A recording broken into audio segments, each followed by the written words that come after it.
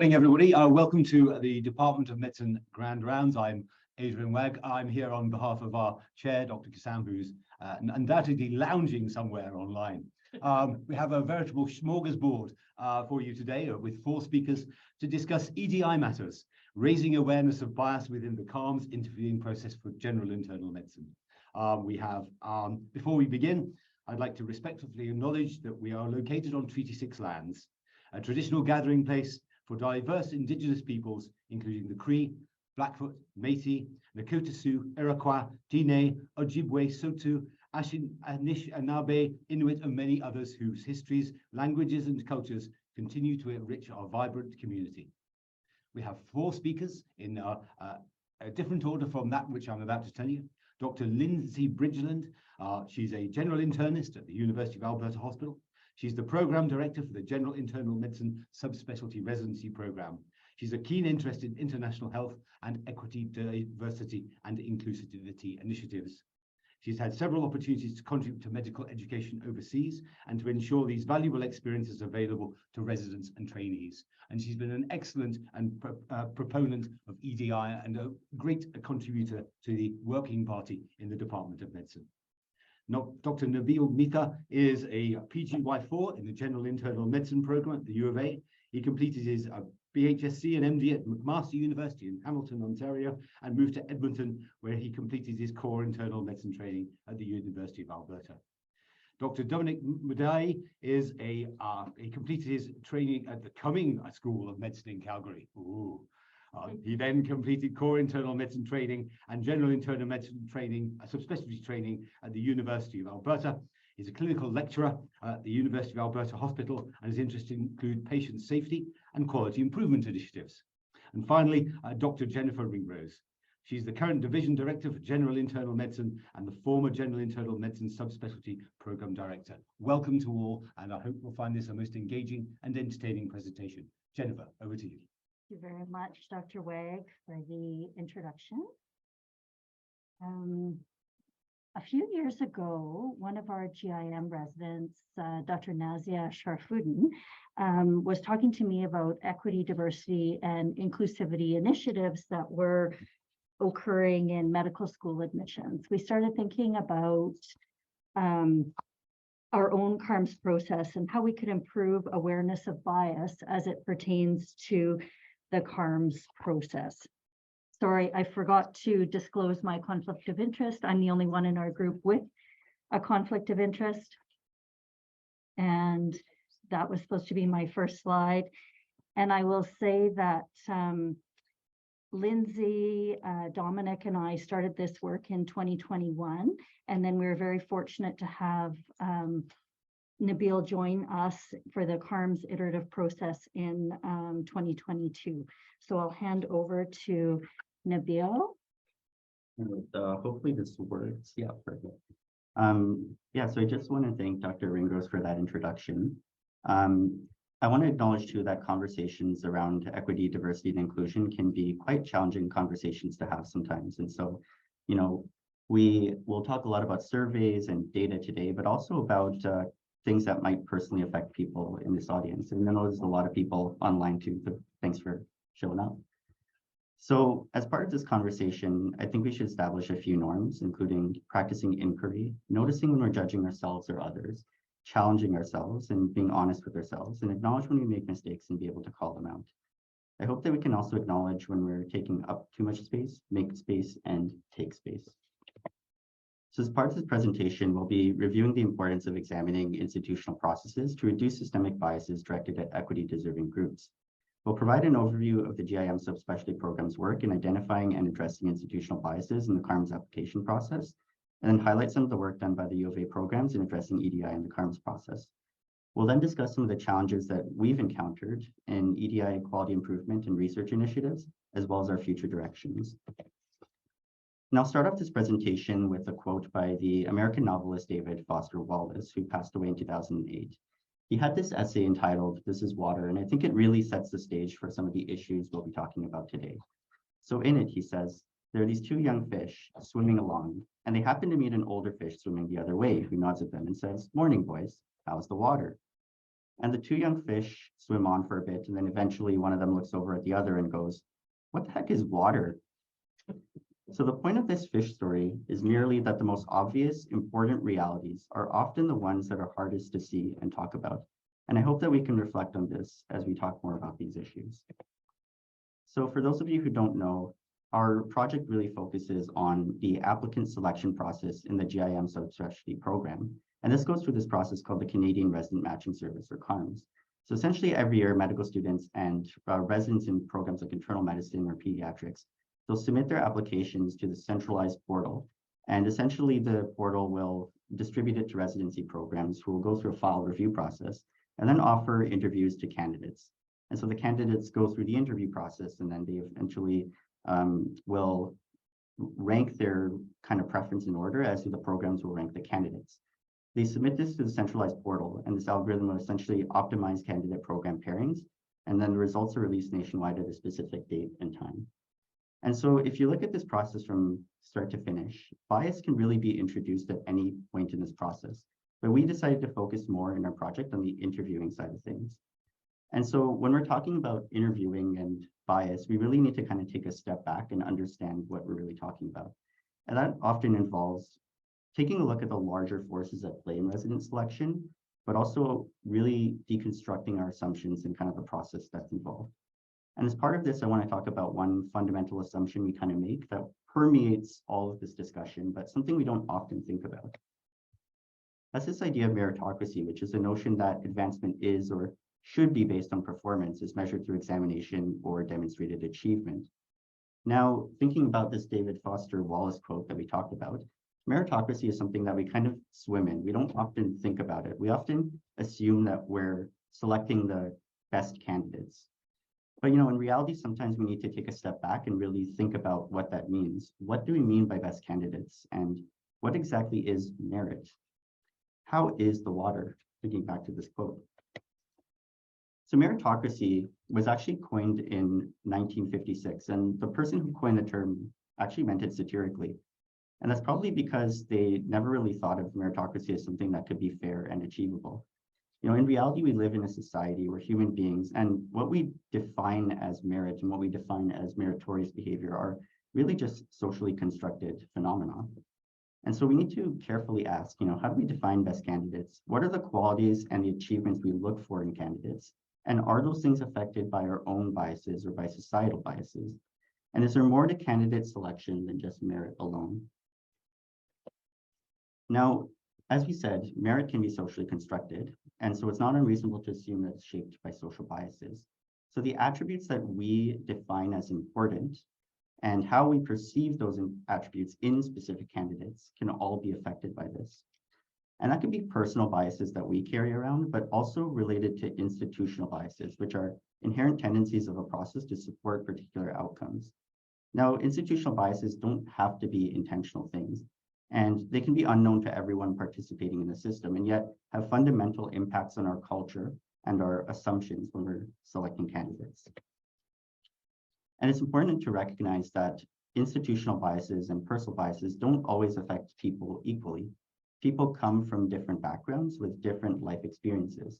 Some will come with more advantages than others and less experience of systemic bias than others, which we call social privilege. And your social privilege essentially can affect your probability of meeting those predefined expectations and thresholds of achievement that we set out.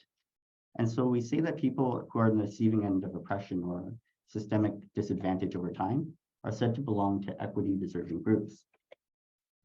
This is just an example of how compounding advantage over time can make it easier for some people to jump through the hoops than others. Other people have, more disadvantages over time and have a harder time with that. And this phenomenon is called social mobility.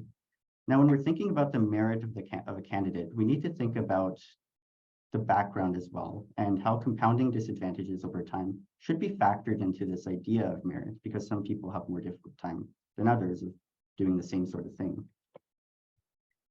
And ultimately, social privilege and the power structures that enforce them, as well as social inequality, are ultimately upheld and reinforced by us as an institution.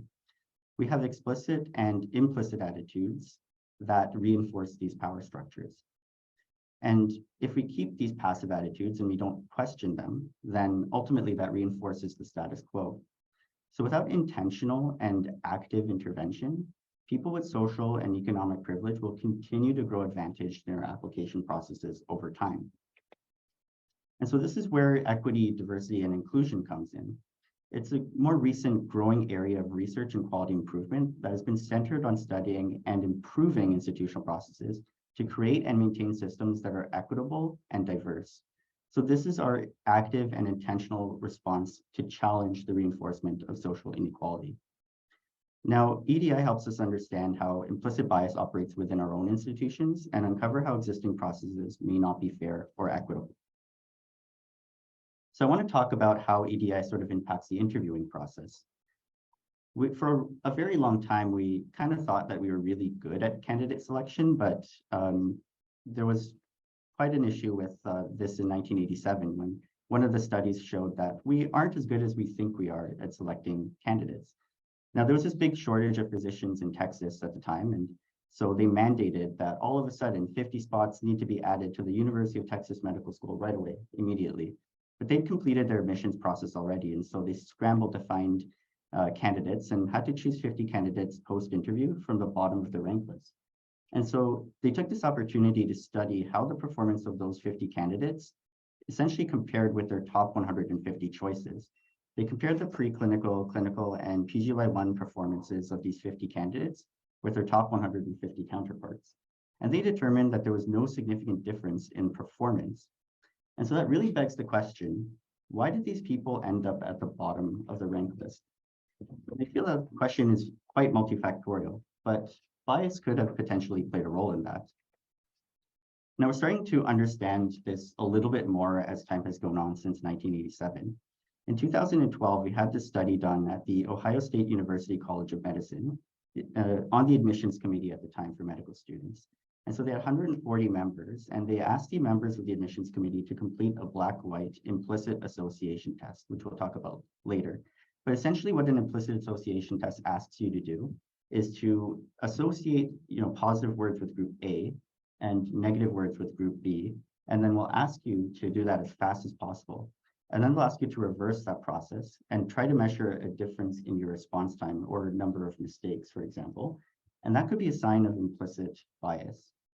Now, with this particular study, they found that the admissions committee had a significant implicit white racial preference detected in all groups. That's faculty, medical students, males, females. And they found that the strongest implicit bias effect size was seen in faculty and in males. And then 48% of respondents who took the IAT were ultimately conscious of their IAT scores while interviewing, and 21% reported that knowledge of their IAT scores impacted their admissions decisions.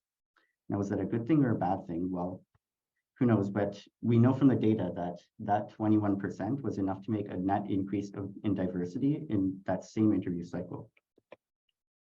Now, racial bias is not the only form of bias that we can talk about. Sex and gender for sure are factors as well. There's this great article in CMAG in 2021, which went over kind of broad strokes of how gender equity has progressed in medicine and what still needs to be done. And so they acknowledge that the number of women enrolled in medical schools in Canada now exceeds the number of men. However, leadership positions continue to have overrepresentation by men who often remain the gatekeepers to positions of leadership, which we refer to as the glass ceiling effect.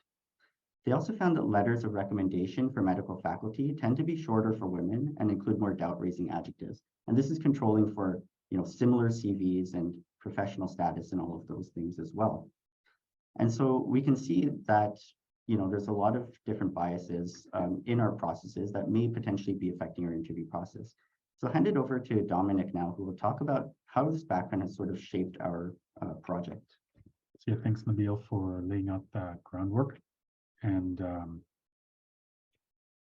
so ultimately, as we thought about these factors, which ultimately influence selection processes in residency, we started to ask ourselves important questions about our application and interview processes. Were these processes equitable and fair for all? Were there any pre-existing attitudes which were affecting the success of equity-deserving groups? And exactly what were the opinions of our stakeholders, particularly interviewers and candidates to our programs? So since we didn't have necessarily a mechanism to address these questions, a working group was formed to collect data, both qualitative and then quantitative, and to ultimately assess the implementation of EDI initiatives. In the group's first year, a comprehensive literature review was done, and the purpose of this was ultimately to see if we could identify interventions in the literature which we could employ here. 3 of them stood out. The first was improving awareness of implicit biases against equity-deserving groups. And this is based on the premise that everyone is biased. And ultimately, the goal is raising awareness, education, and hopefully over time, we can all learn strategies in order to address our own personal biases. The second was exclusion of identifying information from applicant files. And this is based on research both in medicine and outside of medicine that shows us that individuals who have foreign sounding names tend to rank lower and typically have a harder time getting interviews. And the other intervention that stuck out was blinding file reviewers to the authors of letters of reference. Now, the data suggests that typically candidates who have letters from people who are highly influential will tend to rank higher. And sometimes that can be an average letter, whereas a letter from someone who's less influential can actually be more superb. And that raised many equity issues because not everyone has access to those highly influential people. So as we started to think about the practicalities of implementing these interventions, we decided to go with the first. So improving awareness of implicit biases against equity-deserving groups. And that's ultimately, when we think about exclusion of identifying information from applicant files, there's a lot of individuals from equity-deserving groups who would actually prefer that people know their names and their backgrounds. And then when it came to blinding file reviewers to the authors of letters of reference, we communicated with the CaRMS service, and they told us that this would be practically impossible to implement. So on we went with the first initiative. But first, let's look at a success story. So since our goal is to raise awareness of implicit bias, we looked to see what evidence was there that this could be done practically. And for that, we found a paper looking at the Ohio State University College of Medicine. They implemented 3 interventions to improve awareness of implicit biases. And this is all done in the year 2012. So they did 3 things. One is that they had implicit bias mitigation training sessions. 2, they provided recommended readings on implicit bias. And 3, they had what's called an implicit bias cheat sheet. So the goal was for implementation of the training sections, of course, and the readings prior to interview day. And the cheat sheet is supposed to be used by interviewers on interview day. And I'll be going through that a bit later. But the main key here is that in the cycle immediately following implementation of these initiatives, the school enrolled the most people from underrepresented groups in its history. So riding on that success, we wondered to ourselves whether we could do similar measures within our program. So we decided to do 3 things. So the first was the Harvard Implicit Association Test, which, as Nabil mentioned, is an online tool that's available to everybody. And this just allows us and members of the public to test themselves regarding their implicit biases. And then we also introduced a bias reduction educational video, which was prepared by an EDI facilitator and coach. And this is a Dr. Farah Sharif in the Department of Education here at the University of Alberta. It was a 30-minute video going through educational principles and actually strategies for which we can combat personal and institutional biases. The third thing we did was implement a bias reduction self-reflection tool, basically the cheat sheet that I mentioned in the earlier success story. And then we thought about other interventions. And we thought about 2 in particular.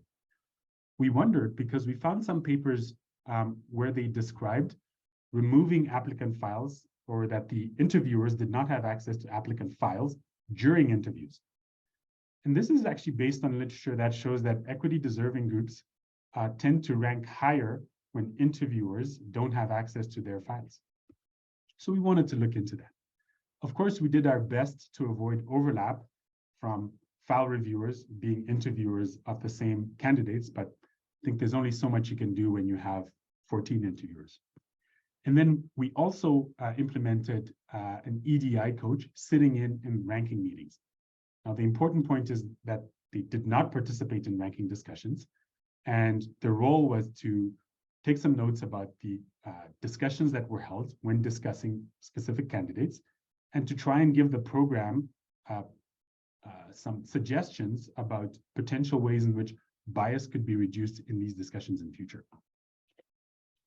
So we talked earlier about the implicit association test and the bias reduction video, and those are used again prior to interview day. And then this is an example of the self-reflection tool. So the purpose of this in the study protocol in 2012 was that interviewers ultimately have this with them, and they look at this sheet at two specific times. One is as they first interact with the candidate and as the candidate is giving the response to the interview prompt. And the second is once the candidate is done and prior to the interviewer affording them a score. So the role is before you give a candidate a score, you ultimately take yourself through these 4 questions. And these 4 questions allow interviewers to go through tactics such as perspective taking, considering whether there is a stereotype involved, and also questioning their own decision. This is meant to trigger self-reflection, and ultimately it's supposed to help each individual to tackle their own implicit biases. And this is again adapted from the former study that we talked about earlier. So now let's move on to data collection. So once the ranking list was actually submitted, we sent out a survey to 14 of our interviewers within the GIM program.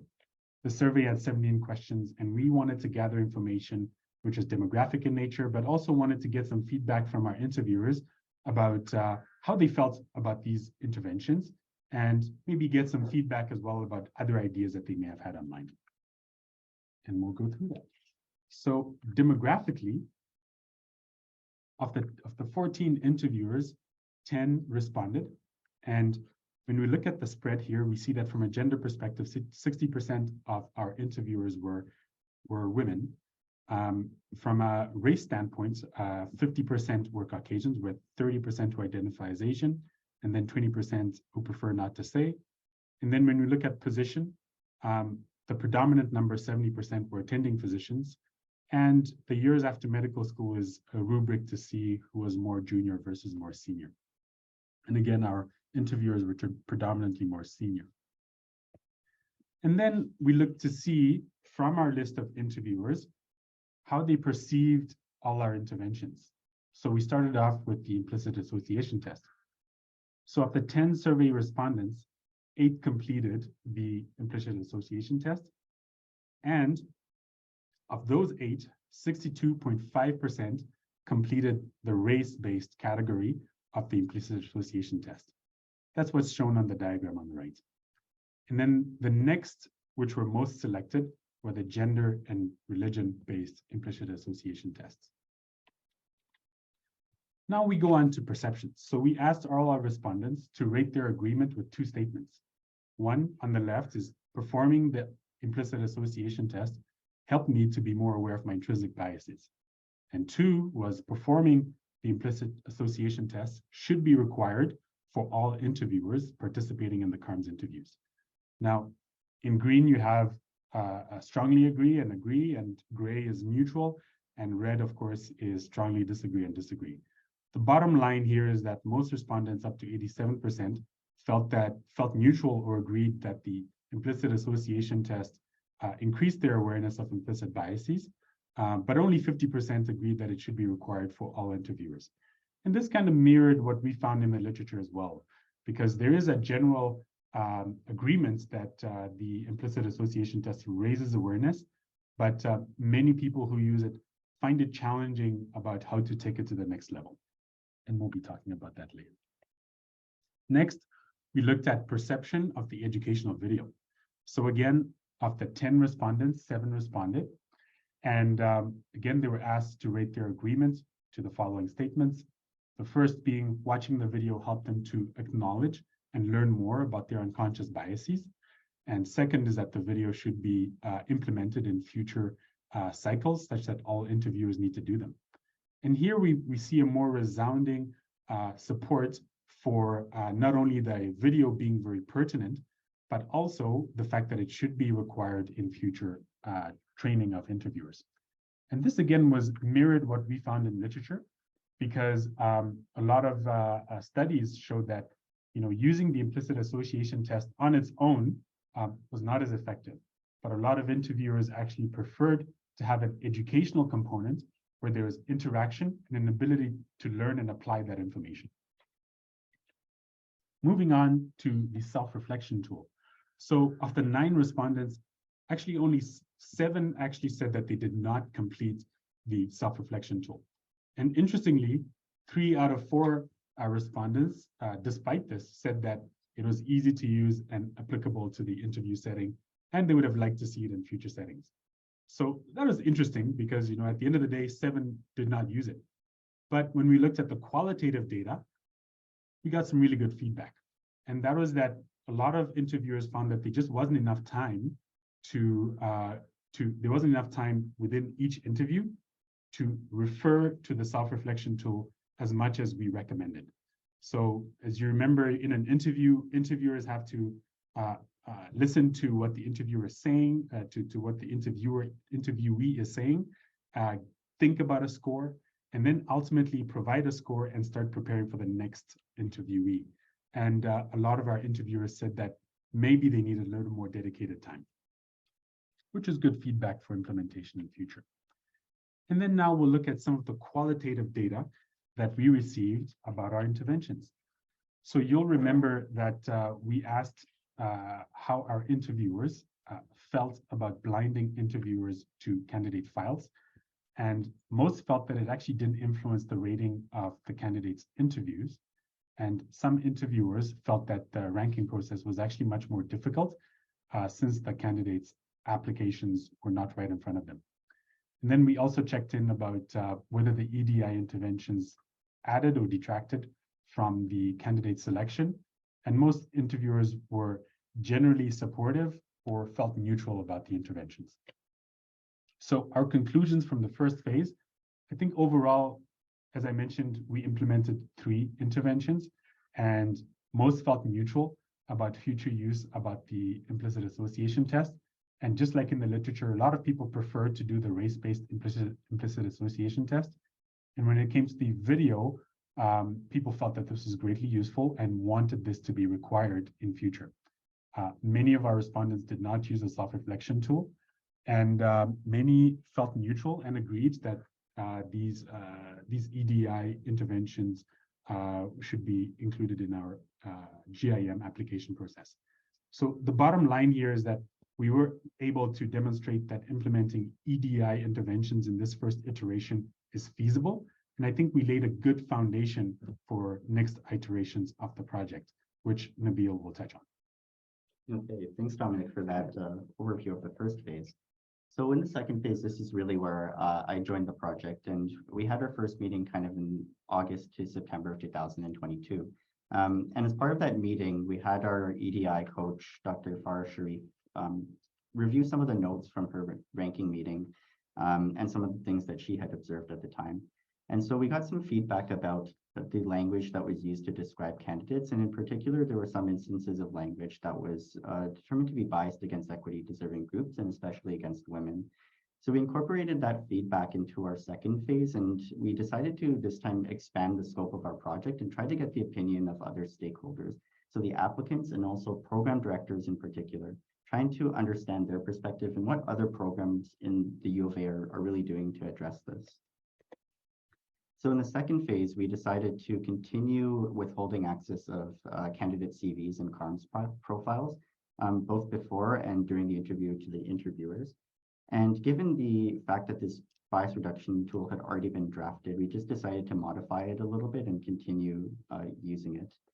We did get rid of the educational video component and the IAT components, and that's because we wanted to trial creating an in-person or virtual EDI group discussion as a replacement for that. With regards to the feedback we got about language use in the ranking meeting, we decided to create a curated list of preferred terminology to describe candidates in the ranking meeting. And we also decided to collect feedback about what attributes candidates should be, or what attributes of candidates should be prioritized, thinking back to this idea of how we define the best candidate. And so with the bias reduction self-reflection tool this year, we continued the same for sort of major domains that were present last year. But then we also decided to include these sections on positionality and intersectionality. And that was basically, we provided some definitions and allowed people to take the opportunity to think about their own social positioning as well as the candidates and think about lived experiences and reflect on that and how that may play a role in candidate selection. We use this diagram essentially from the Canadian Council for Refugees just to help people think about their different identities and how that may intersect and think about how the candidates might fit into some of those categories. Now, with regards to the curated list of terminology, essentially we drafted this 3-page document and we distributed it by email to the interviewers as well as those in the ranking meeting. And the purpose of this document was to provide some suggestions around language use in the ranking meeting, given the feedback we got from Dr. Sharif last year. And so as part of this, we kind of split it based on the CaRMS domains, and we included some encouraged terminology for the different domains, as well as terminology that might be beneficial to avoid. We also included sections of rationale for people who are more interested in why we decided to use certain words over others. And we included references at the end for more information if people were curious on that aspect. With regards to data collection, so the second phase, as we said, we decided to continue with addressing interviewers, but also with collecting data from applicants as well as U of A program directors. And so this time around, from all 3 groups, we decided to collect demographic data. But from the interviewers, we continued to try and get data on the reception of EDI interventions. For applicants, we were interested in their perceptions on EDI in general, as well as any preconceptions they might have had about our program and any thoughts about EDI after interviewing. For the U of A program directors, what we were really interested in garnering was any qualitative commentary on EDI interventions within their own programs related to CaRMS, and just to try to get more information about that and see what other programs out there are doing. So we'll talk about the interviewer data set first. Essentially, we had 7 respondents out of 14, so 50% response rate. You can see it's fairly balanced between gender, years since graduating medical school, and English proficiency. From a race standpoint, 5 were white, and we had some Asian representation with 2 respondents. All of the respondents were heterosexual. So we decided to ask them, whether they attended the in-person EDI session or whether they attended the virtual one. Now, 3 had attended the in-person out of the respondents and 4 from the virtual discussion. We asked them these 3 questions, whether it helped them reflect on implicit or structural biases as it applies to the GIM's CaRMS process, of which there was significant variability in results. And again, with the low sample sizes, it's quite difficult to draw any major conclusions here. We asked them about whether it made them more open to EDI initiatives. And again, there's significant variability. And then we asked them if it should be required this year or strongly encouraged. And for the virtual EDI discussion group, there was a significant disagreement there, but otherwise difficult to draw conclusions. So we asked around the self-reflection tool again, and this year 4 out of the 7 respondents didn't use the self-reflection tool. And out of the remaining respondents, the 3 of them, one was essentially agree, 1 was neutral, and 1 was disagree. So there was no real agreement between the respondents about whether it was easy to use or whether it should be required for all interviewers. We also collected qualitative feedback this year. We asked the interviewers how they felt about blinding interviewers to candidate profiles.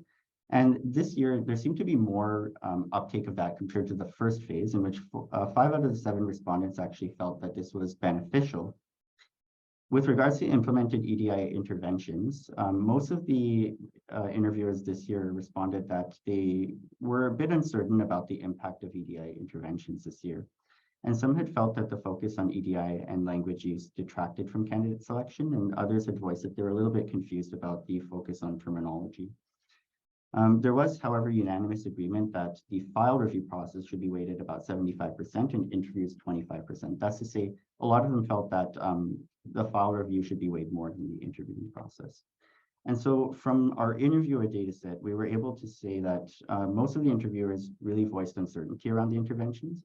There's generally a trend towards not recommending mandatory anti-bias training through virtual discussions in particular, and that there was a general support for blinding interviewers to CV and CaRMS profiles, and that the file review process should be weighed more than interviews.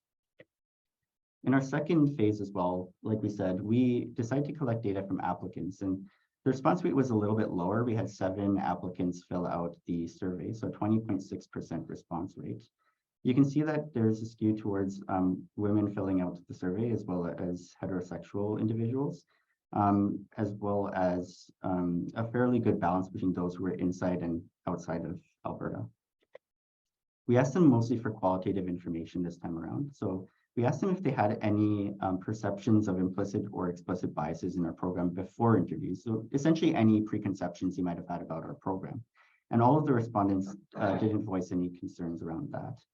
We also asked them if they perceived any bias during the interview process related to either bias against themselves or others. And again, we didn't get any concerns or any data around that. All the respondents felt that there was no perceived bias directed against them.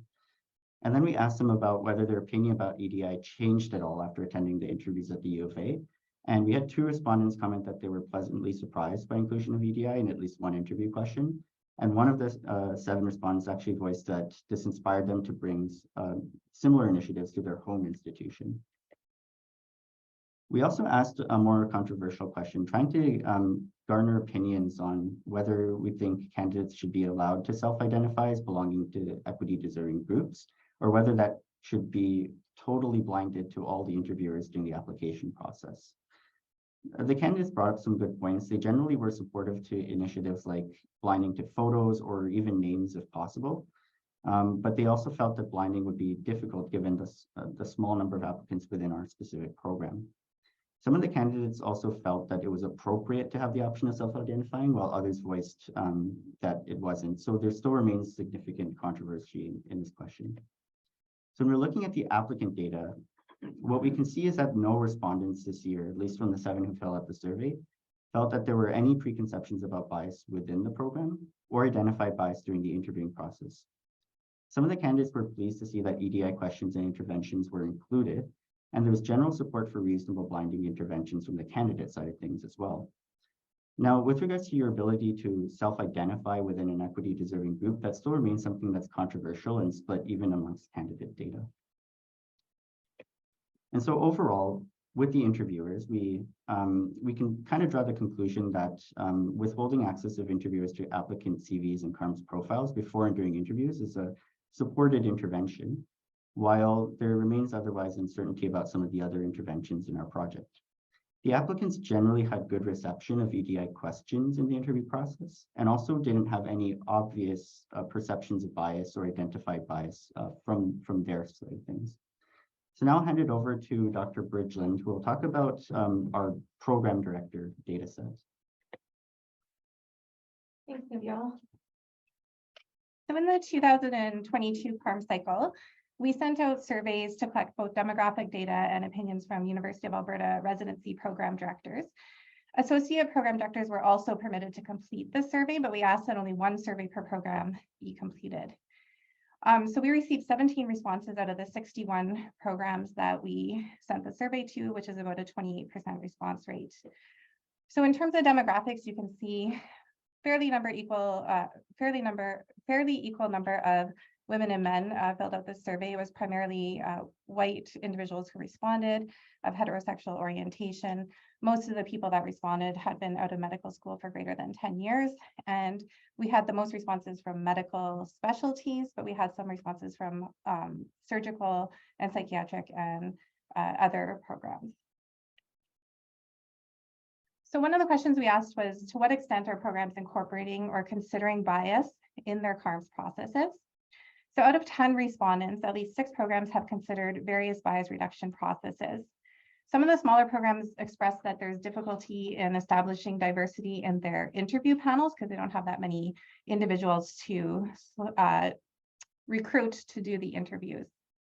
Some programs were doing retrospective reviews to look for evidence of bias.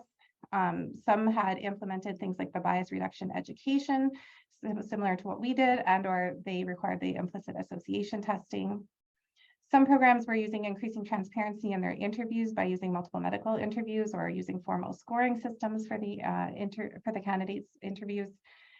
Best practices and applications and selection standards had been implemented by some programs. Some felt that just having an open discussion about equity, diversity, and inclusivity within program meetings or divisional meetings was a start for their bias reduction strategies. Some programs actually had an explicit preference for underrepresented groups if all other things in the application were equal. And then blinding during the file review to photos and gender had also been attempted by some. So with respect to blinding, we also asked, how do the respondents feel about blinding interviews to CVs and the CaRMS profiles? This is a controversial intervention for various reasons. So for large programs, it may work, but for smaller ones, it likely won't, as candidates can be identifiable by other ways than just their names and their CVs. Some felt it would be impossible to conduct interviews without a CV or a profile. Some program directors had tried this and it hadn't been very well received by the interviewers. The concern with blinding is, Dominic kind of mentioned this, but it may lead to increased discrimination against underrepresented groups. So for example, if a candidate is from a low socioeconomic status, and they worked all their way through medical school and they're applying and they don't have any research or volunteer experience, they may be penalized because they weren't able to do that because they were trying to pay for their medical school. But the bottom line is most people expressed uncertainty about whether this is a helpful intervention or a harmful intervention. We also asked just about suggestions from other programs to improve the CaRMS process or thoughts about EDI initiatives and insights. One thing that came up is equity, diversity, and inclusivity interventions may lead to disagreements among people on the interview panel or in the ranking meeting. There's general support overall for the intention of EDI initiatives, but there's uncertainty around whether these are helpful. EDI interventions were also a thought that maybe should be broadened to include things like ESL and immigration status. And some places in Canada and a lot in the US are doing something like this by either having a global ranking or looking at the distance traveled, which if people have questions about, I can talk about later. There's increasing pressure from EDI standards that might make it harder in the future to find interviewers to help out with the CaRMS selection process. And if you're changing your CaRMS selection process, then it's an increased administrative burden, both on the program director, associate program directors, and admin staff. And the impact is not clear at this point. And then, as we already talked about, blinding is difficult and could potentially be circumvented by applicants. For example, in their personal letter, may be clear who the individual is, especially in a small program. So our project had several limitations, one being the low population size to study within the GIM program. We used anonymized surveys, and this was to help reduce social desirability bias, but this way we could not track discrepancies in the data. And one concern we have is that there might be snowball sampling because we sent only the program directors the survey, but some program directors asked could they forward it on to their associate program director, and we were okay with that as long as only one of them responded. But there may have been program directors who supported it without us knowing, and so we may have ended up with more data from one program than we are able to tell. So our low sample sizes and response rates limit reliable conclusions.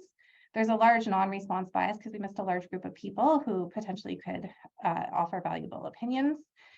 Because of the low response rates, there's a higher probability that our results are due to chance alone, and there may be large year-to-year fluctuations. Now, EDI is a very polarizing topic, and this was kind of apparent in the responses as we couldn't draw conclusions from some of the questions that we asked. There was no agreement on many of the survey questions, and this limits the interpretation, and maybe due to the fact that there's people who are very passionate about EDI who might fill out the survey, and people who are not there and they may be opposed to it and fill out the survey, and the people in between may not fill out the survey. And one thing that came out sort of loud and clear was that there was opposition to mandatory training interventions. So the question is, to what extent did we achieve our intended goals? So I think that we raised awareness within the GIM program CaRMS process here. One thing we really wanted to know is did the candidates perceive any biases existing in our program before they came, during our interview, or afterwards? I'm not really sure that we were able to determine this since we had such a low response rate. We did make it clear that the candidates, this would not affect their ranking, and that the rank list would be submitted before we sent out this survey, but we had a low response rate. So I'm not confident that there are no biases in our program. And then we learned a little bit about what's going on at other residency programs with respect to EDI at the U of A. But this project's just the beginning in helping us understand the answers to these questions.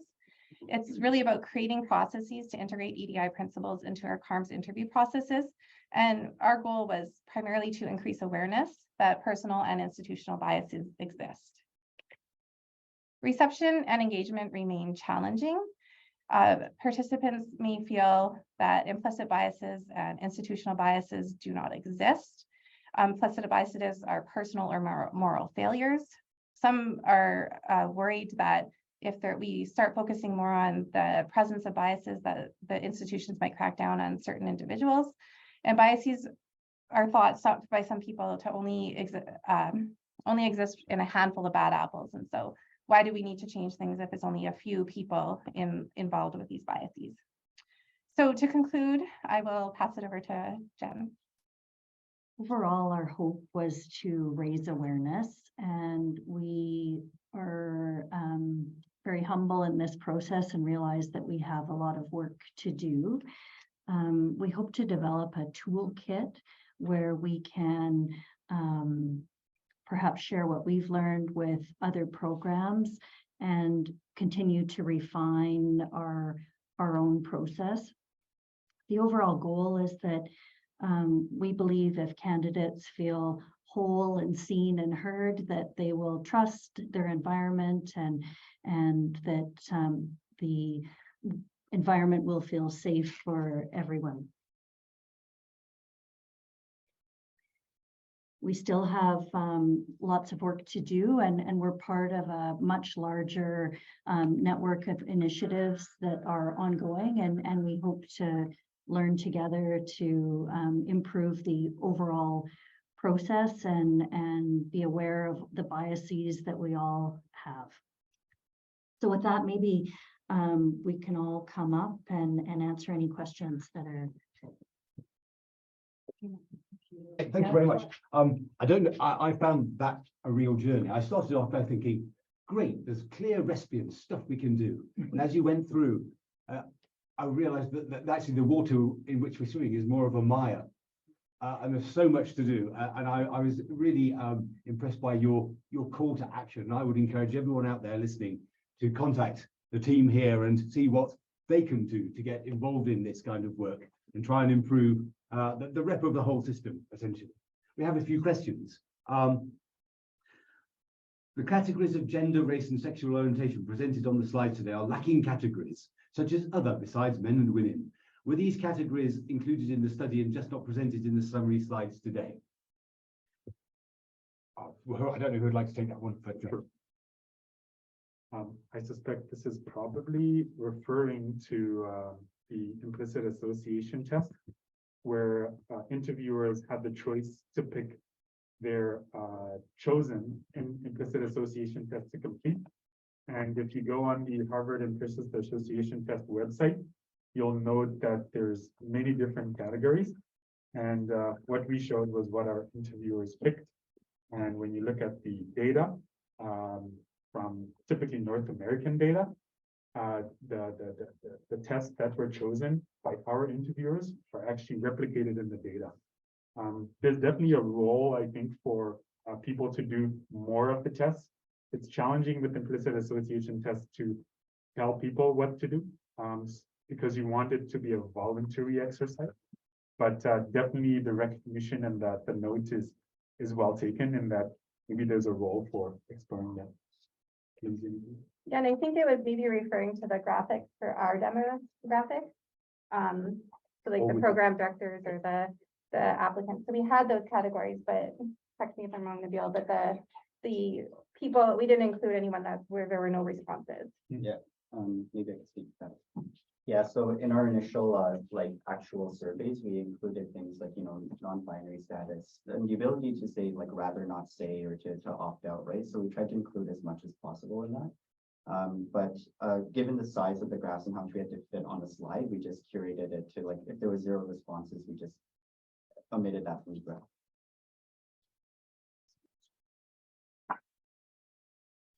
We have another question. Why do you think you should weight file review at 75%? Some of the things you can assess in file reviews are opportunities for research, which may reflect differences in background and the opportunities afforded. So You're stuck with the mic. Yeah, exactly. I have the mic, I'll talk. Yeah, I think that the wonderful thing about this project is that we wanted to see where people stand on things, particularly because, the status quo has been the status quo for so long. And when we introduce these interventions to try and see whether interviews can truly reflect who are the best candidates responding to that prompt, removing the applicant data allowed us to try and see how do interviewers feel about the value of the interview and the value of file review. Now, the data we're presented just shows us how our group of interviewers tended to then favor maybe a greater score on file review. And maybe this tells us that there's some work to be done about the types of questions that are posed during interviews and how do they assess the attributes that actually make the best physician. And that just doesn't apply to GIM, applies to all kinds of programs as well. Not sure if you have anything else. Yeah, I think the thinking also is that the interview is like we have 3 20-minute interviews and someone just might have a bad day. Whereas if you look at the file, that's their cumulative experience over many, many years. So I think weighting the idea of weighting the file review higher might incorporate that sentiment. There's another question. Are there any data on how EDI initiatives could affect either improve or decrease resident performance in the exams or residents getting through remediation, for example? So what the data really supports is the fact that, the role of EDI is obviously we try and get more representation of underrepresented groups. The practical implication for us in terms of clinical outcomes is that there's clear data that when physicians represent the demographic groups that their patients come from, there's just better clinical outcomes. And this is seen in cardiology, be it to access to catheterization, and in pain medication as well, be it with access to analgesia. And then we're seeing as well with just better access to medicine or to healthcare from rural communities as well, when we have people from rural who actually train to be physicians. So I think those are the clinical outcomes which you don't get to see in the short term, but are more seen in the long term. So final question. Sorry, 2 more questions. Are there any plans to improve access for students from lower socioeconomic groups? So I think one of the limitations with our program is that we're a subspecialty program and we're not really focusing on the same things. And a lot of the candidates have already self-selected that they want to stay in Edmonton, they want to do GIM. I think this is a bigger issue in the medical school, getting into medical school and then potentially getting into residency. I'm not sure how to address that. There's something called like global ranking or distance traveled. And so in the United States, a lot of the programs use distance traveled. So it looks more at lived experience as opposed to just checking that volunteer box and that life experience box. And a lot of people might have accomplished a lot that doesn't show up on just the check boxes. And so that's why the distance traveled is really important. I think the next question really reflects some of that in that residency is at the pinnacle, if you like, where people have encountered a lot of other biases and prejudice all the way through from high school to medical school. And are there any plans to widen this beyond, say, in the medical school MMI or other parts of the university, even in first degree? Are you aware of a joined up approach to all of this? I don't know who's going to take that, but I'm sorry. I think that's one of the big issues with EDI is we don't, and that was part of the goal of us asking the other program directors what they were doing, is there's a lot of people who are interested in this work and a lot of projects going on, but there is no formal way of everybody communicating. And so that would be the ideal. And I think that faculty is looking for the Faculty of Medicine is looking for an EDI rep currently, so that hopefully that individual and the social accountability rep will be able to work together to make everything come together. In fact, Dr. Daniels has responded to say that the MD Program Admissions Committee is constantly adjusting their requirements for the exact reasons that you said. Should you just have a lottery? Anyone want to think about that? I think I heard that McMaster in COVID from the medical school admissions had a lottery. It'd be interesting to see, wouldn't it, about the comparison and outcomes between the traditional and that random process. And I was, the thing you highlighted about the Texas Medical School and being almost surprised, does it need that level of lived experience of something like that to transform processes, do you think? Or do you think you can have a similar impact by conducting these experiments? Yeah, I think that's a really good question. Like, you know, these topics are super complicated. Like when you think about all the identities that people have and like how, you know, there's this idea too of intersectionality where like people's identities may be complexly intersecting, and we may not be able to predictably say that someone who fits into group A, B, and C is better off than someone who, you know, fits in group A, B, and D, for example. And so I think that as part of this process, I think there's still like benefit to interviewing people. There's still people who come in with red flags and all of these issues that we have to like look at carefully when we're selecting people that are going to be future physicians and serving the community. But I think it's also important to look at incorporating some of this idea of distance travel, like Dr. Bridgland said, into our understanding of merit. So that's essentially looking at the way that, you know, someone may have worked a job, like Dr. Bridgland said, and not be able to have research experience or volunteer experiences, or maybe their low social economic status didn't allow them to do the classic like volunteerism or whatever it is that requires you to get into medical schools nowadays. And so with that being said, I think there's still benefit to this process of interviewing and not just picking people randomly, but I think that we also need to incorporate some more of these principles into how we define merit in our process. Thank you. I think there's a question in the room. Dr. Oswald. Really, thank you. Very important. You have to give us a systematic view of diversity in health professions, and two of the key messages were that number one, as you said, it's very difficult to coordinate these efforts, but even when you do, the level of coordination is to be even greater than that at school. And the dental schools in the US did a huge effort to increase diversity in the mid 2010. And the challenge that they came across is they started competing for the same limited applicant pool. And so they really spoke about the importance of going earlier up the pipeline, because basically they had all these great EDI interventions, but they had such a limited group who were actually applying. And so trying to get to the high schools and even sooner to increase the actual applicant pool was their conclusion around some of these interventions. And then the second thing that came from that was the importance of, there's a lot of effort put into application, but there has to be equal effort into sustaining and maintaining those people in the program, because they may need different support or attention in different ways than a traditional candidate. And so putting all the effort into the application and without attention be also very not successful. So for the audience online, that was a really a plea around widening both upstream and downstream, and taking account that it's not just recruitment, but efforts around retention that are certainly important when we're dealing with more diverse and equity deserving groups. Thank you very much. And with that, it's 9 o'clock. So thank you very much, audience online, for attending. Thank you for an excellent presentation. Really enlightening. Well done to you all. A lot of work. Thank you very much, everyone.